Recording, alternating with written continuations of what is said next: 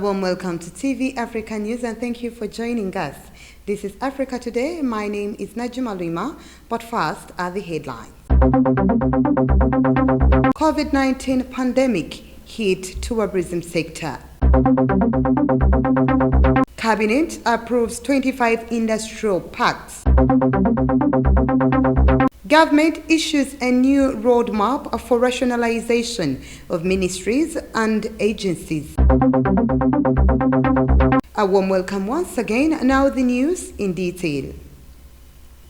The Minister for Tourism, Honorable Tom Butime, has told the public that COVID-19 has hit the sector hardest, leading to heavy losses of revenue and jobs. We have more. Minister Butime said the ministry faced more challenges, including COVID-19 pandemic, which hit the sector, encroaching species infestation of wildlife habitats due to climate change, human-wildlife conflicts, amongst others. However, Minister Butime said that despite these challenges, the ministry managed to register different achievements, including the exclusion zones in protected areas were reduced and private investors encouraged to invest in tourism facilities in the parks and others. The NRM Manifesto Week is a presidential strategic guideline and directive for the term 2016-2021. The government of Uganda has come up with the new roadmap for the implementation process of rationalizing its ministries and agencies in order to reduce on the costs. This was announced by Honorable Karuhanga David, the State Minister for Public Services at Media Center, Kampala. Our reporter Kachanchu has more. Speaking to journalists at the Media Center in Kampala, the State Minister for Public Service, Honorable Karuhanga David, has said government has come up with the roadmap for implementing the rationalization of its agencies and ministries. The roadmap includes a critical study and analysis of the amendments, roles and functions, workload and structures of the 18 ministries and 79 agencies.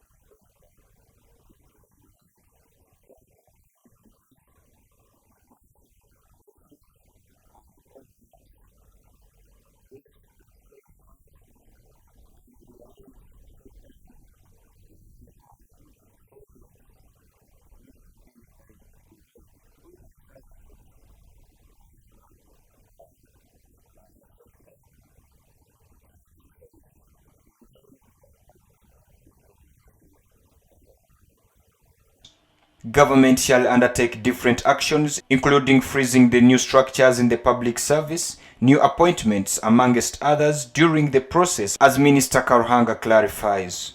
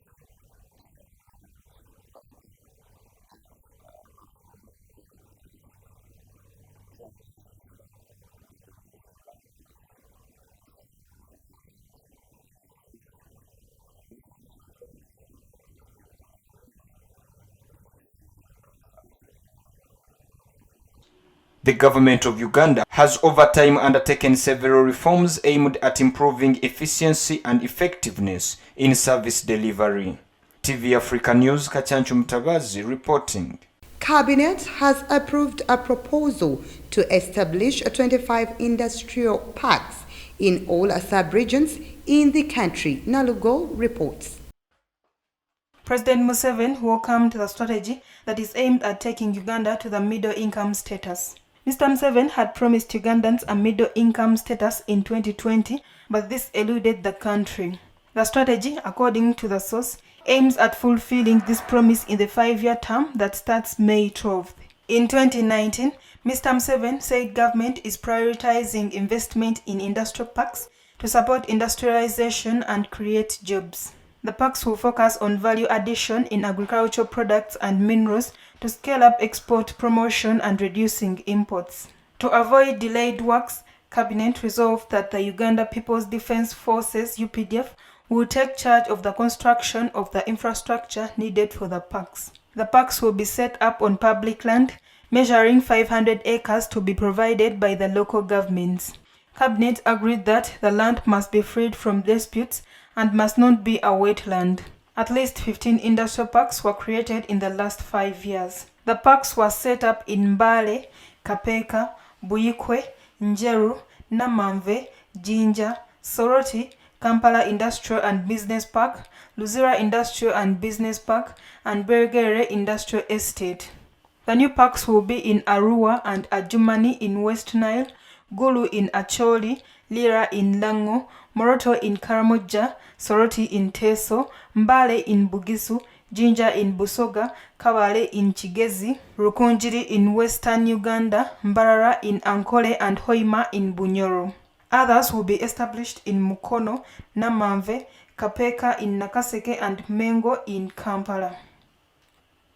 Moving on, the Court of Appeal has ruled that the 120 billion shillings compensation was wrongly awarded to businessman Hamisi Chigundu by the Commercial Court. Let's take a look.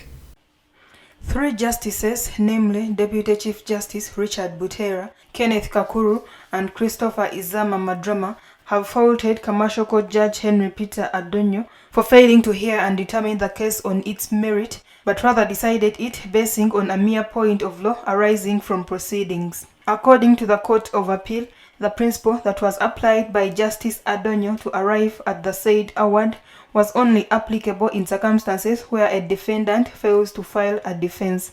However, in this case, court had that there were written statements of defense that the judge never addressed his mind on before determining to award Chigundu 120 billion shillings. The judges have now ordered that the case goes back before another commercial court judge for a retrial, and also ordered Chigundu to pay costs of the appeal to the 2 banks which were being represented by lawyer Chiriowa Chiwanuka. The orders arise from an appeal filed by DTB Kenya and DTB Uganda challenging the compensation, saying the judge never addressed his mind on the evidence on record relating to the breach of contract, fraud, and statutory issues. However, addressing journalists after the decision, Hamis Chigundu said that they will go up to the Supreme Court, East African Court of Justice, and Kenyan courts to challenge the issues arising from this case. Koti tujitadde kakazito okusala tebadde bya hamu kubanza onawabira Diamond Trust Bank banka zonna zeevaayo nezeegatta zirwane naffe bannayuganda tulina okwegatta tukole tugenda kujulira mu kkooti ye waggulu naye mbalayirira guno omulyango ogwotwaggula oba baagala oba tebaagala balina okukikola amateeka gakola ki. Nalugo Muyingo, Africa Today. Let's go for a very short break. We will be right back.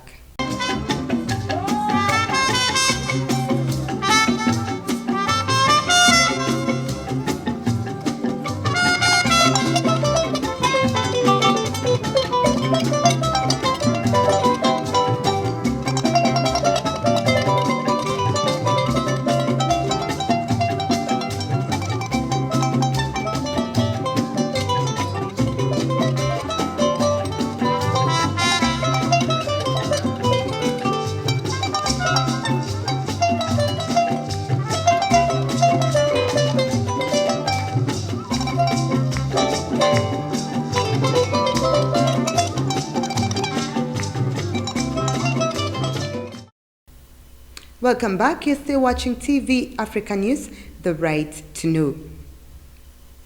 Members of the French armed forces deployed in Rwanda during the 1994 genocide against the Tutsis were set on Monday to avoid any trial after prosecutors recommended that judges drop a case accusing them of complicity in crimes against humanity over their inaction in a massacre.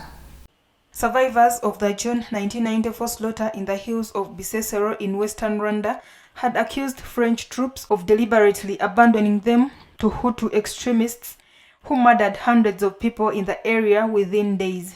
The call to drop the 15-year-old case followed a major report in March examining allegations about France's role in the genocide, which found that Paris had been blind to preparations but not complicit in the killings. The Paris prosecutors concluded that the investigation did not make it possible to establish that the French forces could have been guilty of the crimes of complicity in genocide and crimes against humanity.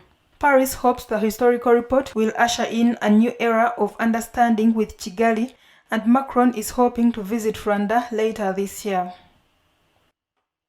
The head of Peace and Security Council of the African Union, Mohamed Idris Farah, said that it is up to Chadian people to get their country out of its crisis before crying for help from other partners and the African Union.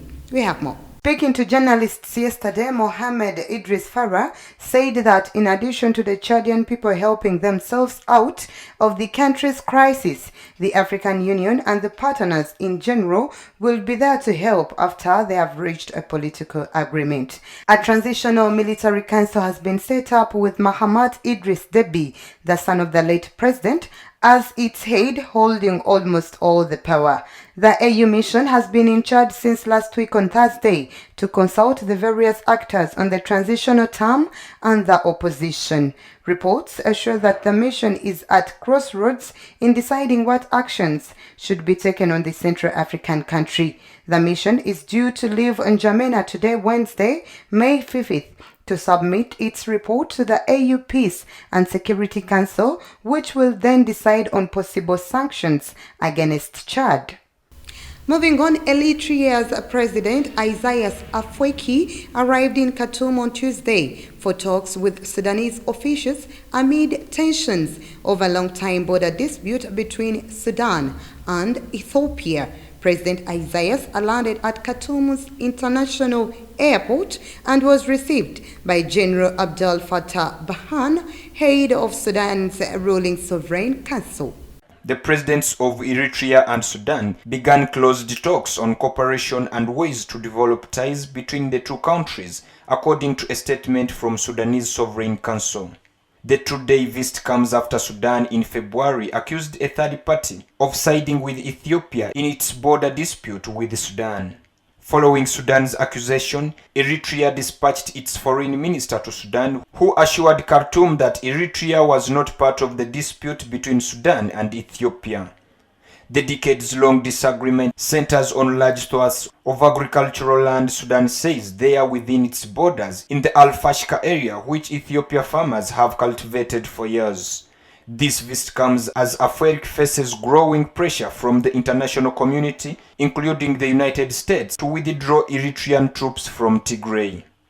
Away from that, Chinese energy companies contracted to build power plants in Myanmar have had their projects put on hold, and some are considering exiting the market in a sign of how the military coup in the Southeast Asian country may be deterring even thick-skinned Chinese investors. We have more on this report. Rights groups have turned up the pressure on foreign businesses that continue to deal with the military, which has killed more than 750 civilians since General Min Aung Hlaing overthrew the civilian administration in the coup.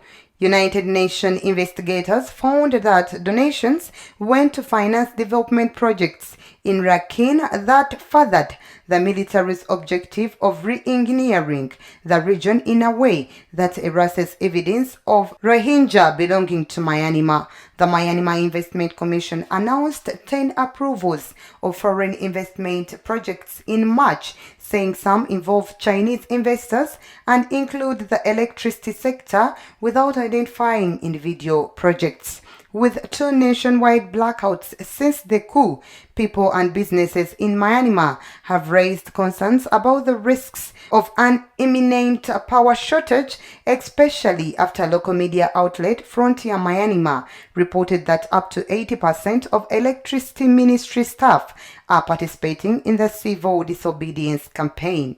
Let's once again take a very quick short break. We will be right back.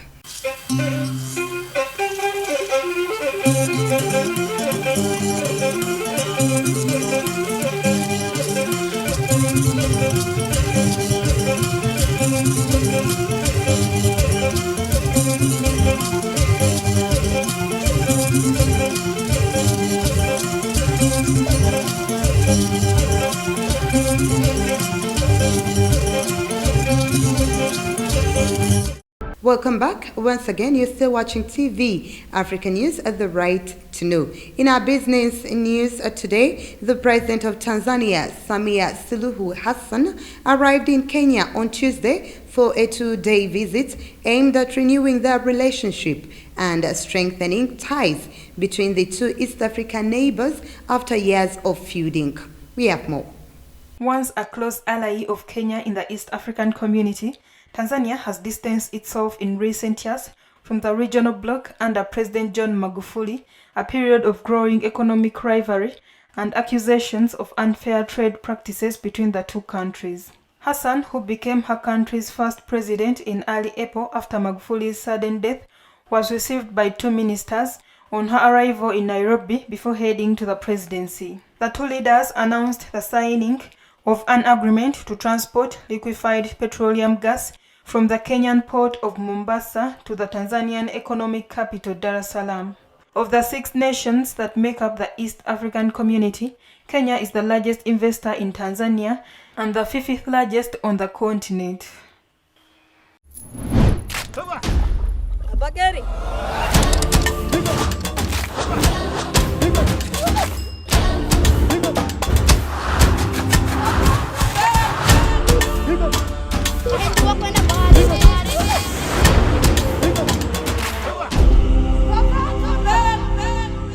In our health news today, South Africa was swift to impose a strict lockdown and rigorous testing at the start of the coronavirus pandemic, but its vaccination program can best be described as stuttering despite it having the worst mortality figures on the African continent. Our reporter followed the story and compiled us a report. With only 0.5% of the population vaccinated, South Africa lags behind the likes of Senegal, Ghana, Nigeria, Kenya, Zimbabwe, and Botswana. In February, a study in South Africa involving some 2,000 people found that the AstraZeneca vaccine offered minimal protection against mild and moderate cases of the coronavirus variant that is most common in the country, and as a result, the vaccine program was put on hold and South Africa sold its 1 million doses to the African Union. Another blow in the vaccine came with the Johnson & Johnson vaccine, which hit a hurdle early in April when the U.S. Food and Drug Administration suspended it after it found that 6 people had developed a rare blood clot after having the vaccine. South Africa followed suit, saying it needed time to consult local health experts on how to proceed. According to the South Africa Health Minister, Dr. Zweli Mkhize, delays in the vaccines have caused suspicions which the government need to make a concerted effort to assure communities in their own language that the vaccine is safe to take. Dr. Zweli Mkhize denies that the pauses were an overreaction and rejects accusations that the vaccination program has been haphazard.